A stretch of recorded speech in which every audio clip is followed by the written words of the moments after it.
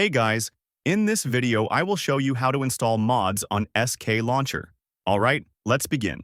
First, open your web browser and go to curseforge.com. From there, select Minecraft and browse all available mods. Find a mod you want to install, then open its Files section. Download the latest version that matches your Minecraft version. Once the mod is downloaded, open SKLauncher and click the plus icon next to the installation manager. Select the correct version. Choose the matching mod loader, enable use separate folder, and save. With the new installation selected, press play once and then close the game. Open SKLauncher again, locate the custom installation, and click Open Installation Directory. Open the mods folder and drag the downloaded mod file into it. Make sure all mods match the same version and loader. Go back to SKLauncher and press play.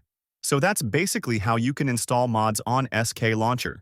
And that's it for this video. If you find this helpful, consider subscribing and giving this a big thumbs up. Thanks!